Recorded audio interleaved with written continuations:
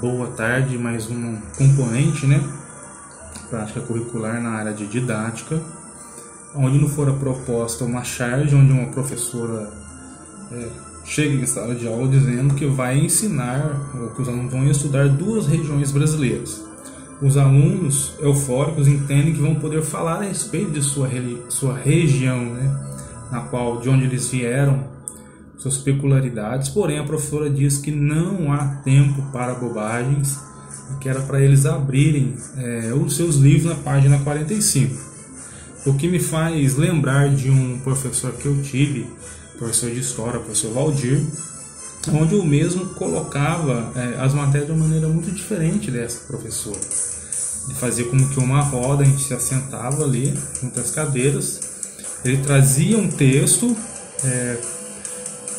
para ser discutido, refletido de uma maneira crítica já naquele tempo, isso em 1998 mais ou menos, que a gente aprendia muito com ele, devido a essa abordagem que ele trazia, né, de trazer uma reflexão a respeito daquilo que ele estava ensinando, através dos textos que ele trazia, né?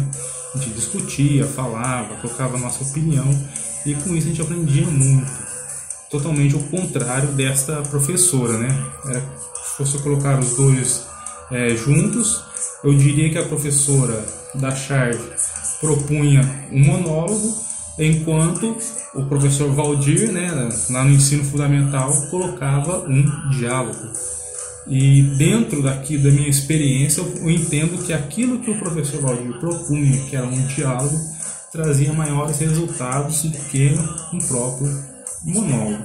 Se fosse para mim trabalhar um tema, uma questão com os alunos, eu falaria a respeito de regionalismo, abordando a variação linguística, porque o Brasil ele é um território amplo, um território imenso, com uma única língua.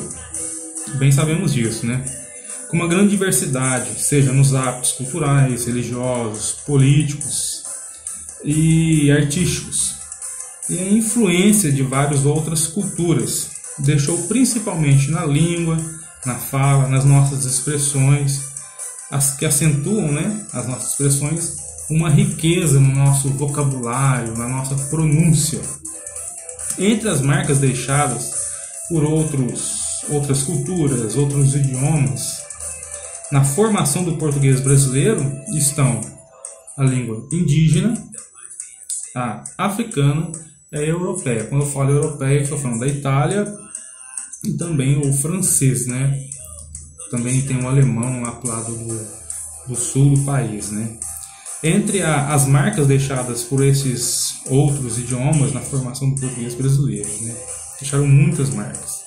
E esses elementos linguísticos, sociais, antropológicos, presentes, né, em cada região do nosso país, está alinhado ao desenvolvimento histórico de cada região, o que contribuiu para que surgisse regionalismos, isto é, expressões típicas de cada região. Ou seja, cada região emprega expressões ou palavras peculiares dentro daquele contexto, dentro daquele ambiente. Por exemplo, nós temos aqui a região Nordeste. Algumas expressões nordestinas, vamos assim dizer, como a expressão vai para debaixo da égua. O que é isso, vai para debaixo da égua? Debaixo da égua é um lugar onde ninguém quer estar lá. Então eles usam essa expressão linguística, esse regionalismo, vai para debaixo da égua. Tem uma outra também que é chanha, que é o mesmo que coceira na pele. Zambeta, que é aquela como para indicar uma pessoa de pernas tortas, está zambeta, com as pernas tortas, né?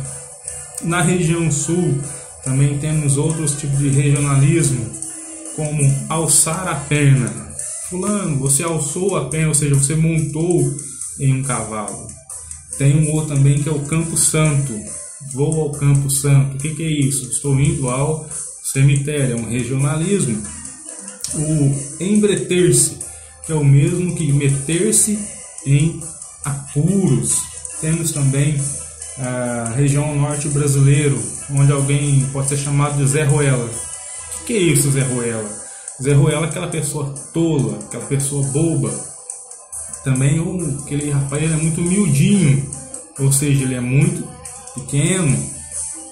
Ou você tem uma égua de largura. O que é isso, égua de largura? Está implicando que aquela pessoa ela tem muita sorte. Isso é regionalismo linguístico, cada um dentro da sua região. Lembrando também até mesmo de gírias, né? Cada estado brasileiro você sai de São Paulo, vai para o Rio de Janeiro, vai para Minas Gerais, vai para Santa Catarina. Tem algumas gírias, como por exemplo, eu moro em São Paulo, né, em Guarulhos, e aqui tem muito baile funk, essas coisas desse tipo. E dentro desse aspecto do baile funk tem as gírias próprias daqueles que frequentam esses lugares, esses ambientes. Dentre estes, as gírias usadas por eles, vamos assim dizer, por exemplo, vou dar um rolé, ou seja, vou passear, vou bater perna, como diria, em alguns outros lugares. Tem a palavra também que eles usam muito, que é morô, que é o mesmo que entendeu o que eu disse, vamos assim dizer.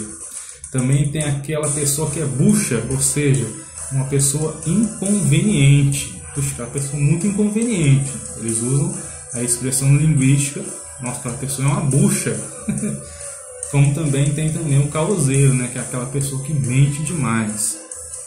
E dentre outras também expressões usadas dentro desse, vamos dizer assim, segmento, desse ambiente que há dentro das grandes cidades, né? Que é os baile funk, coisa e tal.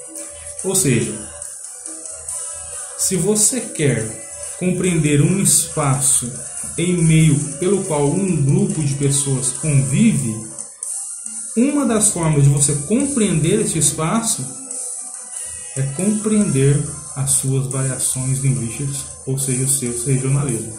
Então, a partir do momento que você passa a estudar esses regionalismos, essas expressões linguísticas, você vai estar aprendendo o meio em qual a pessoa está inserida, principalmente questão de classes sociais. Você vai para uma classe, vai estudar uma classe social mais polida, vamos assim dizer, mais burguesa, você vai ver que esses regionalismos, essas palavras, essas expressões, elas diferem, né? Você vai conversar com um advogado, ele vai ter um aspecto nas palavras dele um tanto quanto diferente de uma outra pessoa que mora na periferia, e assim por diante. E em sala de aula, com uma turma que varia de 30 a 42 alunos, seria muito satisfatório tal tema, né, tal coisa. Eles poderiam aprender muito a respeito de sua história, de sua convivência, do seu meio ambiente, pois os alunos poderiam expressar, né, as variações linguísticas de seu ambiente, compreendendo ou compreender assim um aspecto social, antropológico, misto, e se localizar com o indivíduo que são, no caso, os alunos. Pois em uma sala de aula vai estar o sulista, o mineiro, o nordestino, representado na pessoa dos alunos.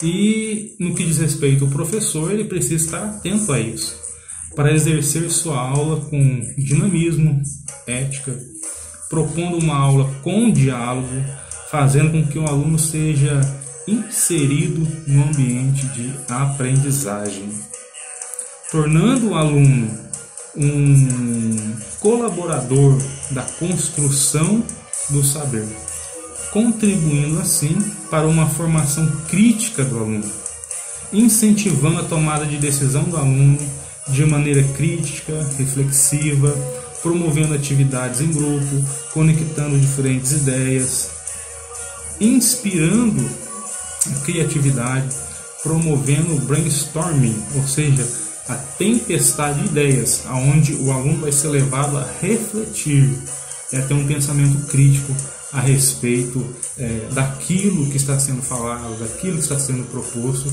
o que é totalmente diferente da atitude que aquela professora teve ali na charge. Assim eu fico com essa reflexão, né? a respeito deste tema.